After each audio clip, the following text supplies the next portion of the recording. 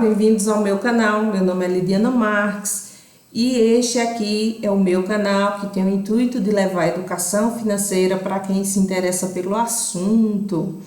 Nesse vídeo de hoje eu quero ter um papo reto com vocês sobre educação financeira, sobre dinheiro especificamente, sobre hábitos de consumo também. Então vamos direto ao ponto. Por que eu me interesso tanto por educação financeira? Bem, gente, a gente vive numa sociedade onde muitas vezes as pessoas que possuem dinheiro são mal vistas. E, gente, eu não tenho dinheiro, eu sou uma pessoa comum, servidora pública, ocupante de um cargo de nível médio. Então, meu salário não é aquele que é considerado altos salários, nem é dos piores, né? Eu tenho um salário mediano que dá para viver com dignidade, graças a Deus. Mas eu me importo com dinheiro e aí eu vou falar para vocês as razões. Porque muita gente acha que o assunto dinheiro é besteira, dinheiro a gente ganha e gasta e assim a gente vai seguindo. Mas, gente, a gente vive numa sociedade extremamente consumista e nada contra consumir, eu também consumo. Eu consumo assim como todo mundo, né? Comida, água, algum tipo de bebida, sucos, enfim, roupas, né? Sapatos, tem um computador, hoje em dia todo mundo tem um celular. E a gente consome N coisas, né? N produtos. Mas, infelizmente, aqui no Brasil, a ideia sobre dinheiro é uma ideia meio assim turva, né? Falar de dinheiro incomoda. Muitas vezes a gente vê as pessoas que têm dinheiro como pessoas que, de alguma maneira, tiraram vantagem de alguém, ou passaram a perna, ou se tem dinheiro tem alguma coisa errada. E não que eu tenha dinheiro, eu não tenho, né? Eu tenho dinheiro suficiente para viver com dignidade e sou muito agradecida a Deus por isso. Mas eu me importo com dinheiro desde muito cedo e vou dizer para vocês por quê.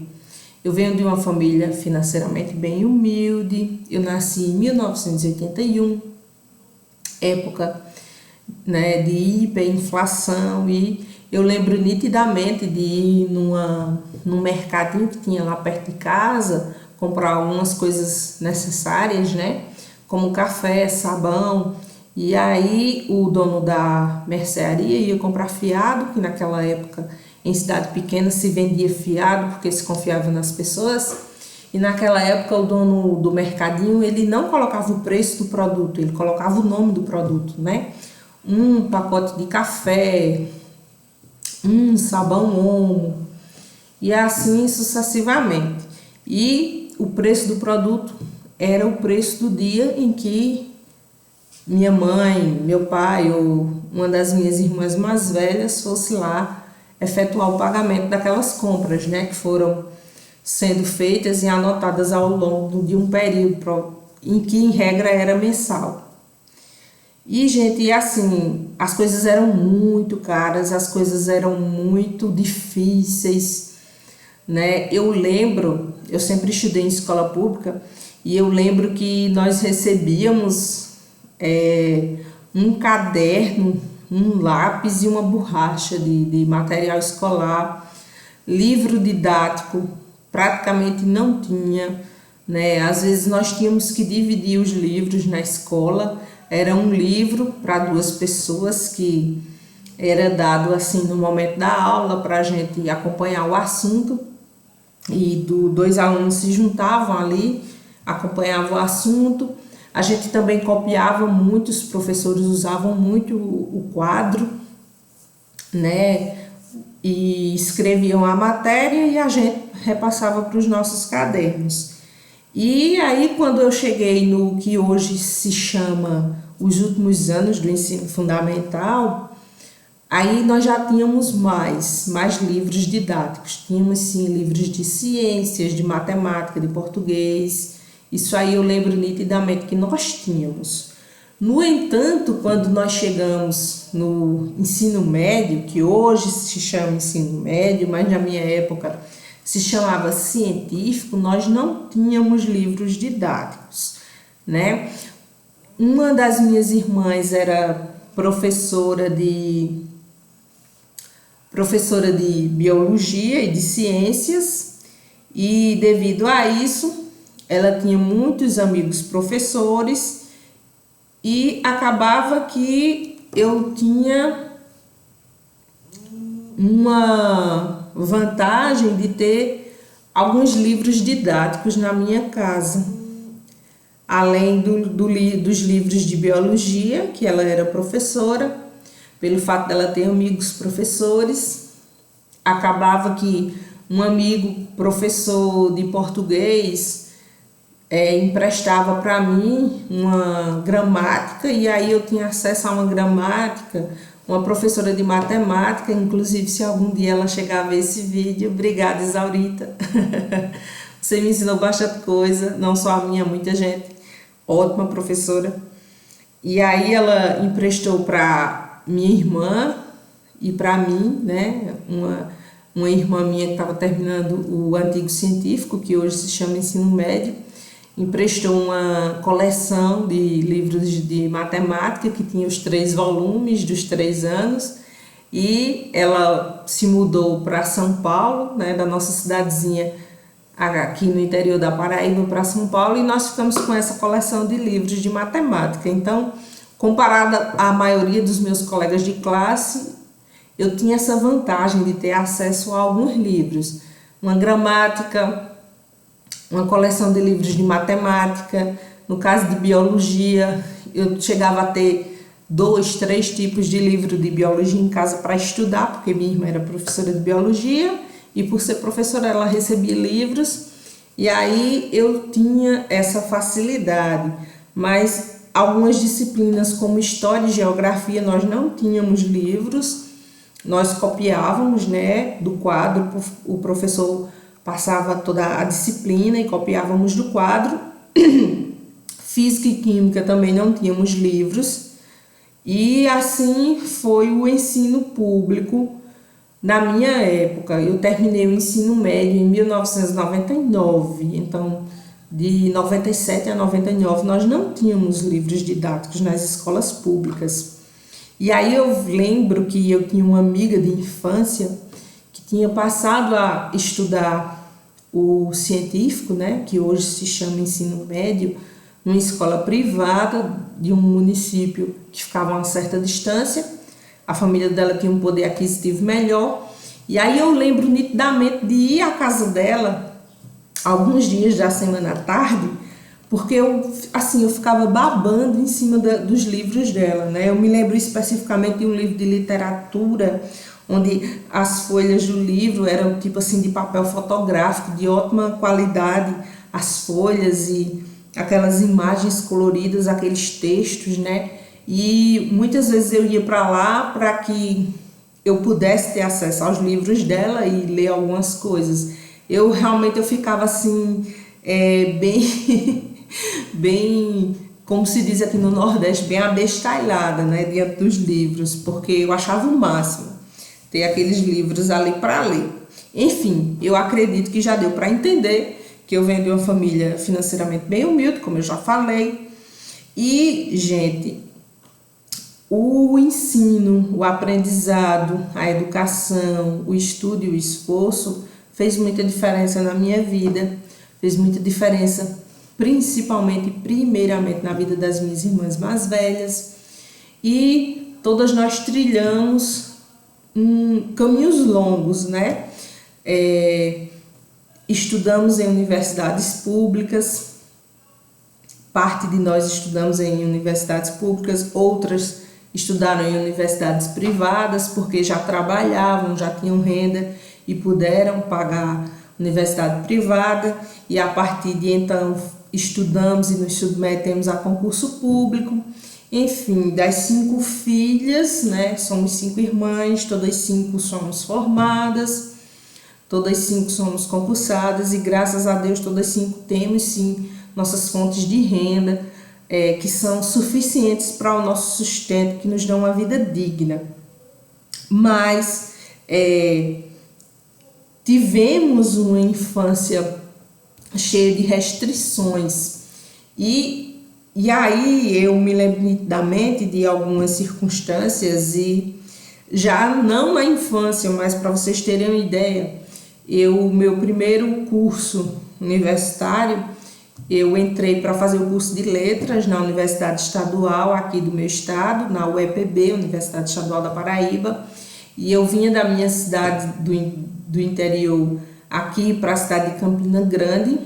Vínhamos num carro que na época, gente, não existia transporte escolar que o MEC disponibilizava para trazer os estudantes para a universidade. Vínhamos num carro de estudantes que era pago e que, por sinal, o prefeito da nossa cidade na época pagava esse carro só para algumas pessoas, para as pessoas que eram partidárias dele, né? E para outros não pagavam.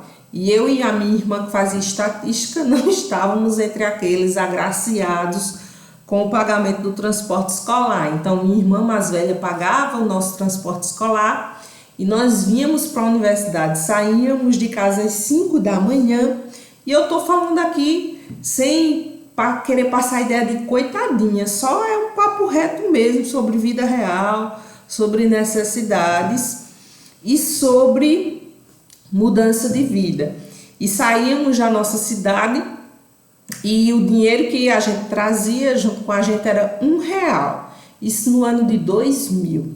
R$1 para minha irmã, que estudava estatística, e R$1 para mim, que fazia letras. E a gente chegava na faculdade, né?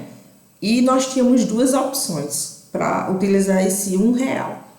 Ou a gente lanchava, a gente tinha saído de casa por volta de 5h15, 5h20 da manhã, a gente tinha tomado café da manhã em casa, ou nós lanchávamos, ou nós tirávamos xerox para acompanhar as disciplinas, né, do curso. Então, nós optávamos por tirar xerox e ficávamos a manhã inteira na faculdade estudando e pegávamos o transporte escolar de volta para a nossa cidade e chegávamos de volta em casa por volta das 2 da tarde, das 5 da manhã às 2 da tarde sem comer. Porque a gente optava por tirar as xerox que eram necessárias para estudar, né? As disciplinas lá da faculdade. E eu lembro de um dia que eu estava bem irritada com essa situação, porque não é brincadeira você ficar de 5 da manhã até as 2 da tarde sem comer, ó, 6, 7, 8, 9, 10, 11, 12, 1, 2, 8 horas sem comida. E estudando, você cansa, você sente fome. E aí um dia eu falei para minha mãe, eu não vou mais para a faculdade porque eu não aguento essa situação de ir para a faculdade com R$1 no bolso, tendo que optar entre comer ou adquirir as xerox para estudar. E isso para mim era bem chato e era o dinheiro que era possível chegar nas nossas mãos, né? Meu pai, era o dinheiro que ele tinha para dar para a gente e o transporte escolar já era pago por nossa irmã mais velha. E aí eu lembro de me sentir muito mal com tudo isso, com essa situação. E aí eu falei para minha mãe, eu vou deixar a faculdade e vou estudar para arranjar um trabalho, porque eu não aguento mais viver sem dinheiro. E aí eu não deixei a faculdade de imediato, porque na época o governador do nosso estado não atendeu as solicitações da universidade para dar um aumento salarial aos professores e se arrastou uma greve por 6 meses. E aí, nesses 6 meses, eu tive a oportunidade de estudar e arranjar meu primeiro trabalho, que foi fazendo o censo do ano 2000. E eu me lembro até hoje, meu primeiro salário foi R$664. Para a época era um bom dinheiro. E eu fiquei muito feliz com aquilo, né? Fiquei muito feliz em poder ter o meu dinheiro e não me ver numa situação de estar com R$1 no bolso, né? E ter que optar entre lanchar ou tirar o material, as cópias, as xerox necessárias para poder acompanhar o curso que eu fazia, né? E minha irmã passava pela mesma situação. Então, gente, eu acho que ficou claro que eu venho de uma família financeiramente bem humilde e, assim como muitas famílias brasileiras, para poder a gente melhorar a nossa situação financeira e, por consequência, de vida, é necessário a gente estudar, se dedicar e trabalhar bastante. E eu não acho coerente, eu não acho justo pessoas que, assim como eu, que tiveram que trilhar um caminho bem longo, e aí minha história é bem comprida, eu não vou falar tudo num vídeo só porque ficaria muito longo. Eu não acho coerente, eu não acho justo, nem com a gente, nem com os nossos pais, nem com quem mais nos ajudou, né? Minha irmã, que pagava o transporte escolar para mim, para minha outra irmã, a gente pegar o fruto do nosso dinheiro, do nosso trabalho e usar de forma irresponsável, usar de forma desmedida, usar como se não houvesse amanhã. Então eu sempre tive, eu não vou dizer para vocês que sempre, porque como assim, a situação financeira lá de casa era bem complicada, então a gente mal tinha calçado, mal tinha roupa para vestir. E assim os primeiros salários eu comprei algumas coisas para mim, etc. Mas eu tinha dentro de mim aquela ideia que não era. Eu sempre tive esse sentimento, apesar de não colocá-lo sempre em prática, que não era tão legal você receber seu salário e gastar todo e, enfim, sair transformando ele em fumaça e pó de uma hora para outra. E aí eu fui desenvolvendo esse discernimento, essa maneira de pensar melhor e de uma forma mais consistente de 2016 para cá. Né? E de 2017 para cá eu comecei a estudar sobre investimento, investir, etc.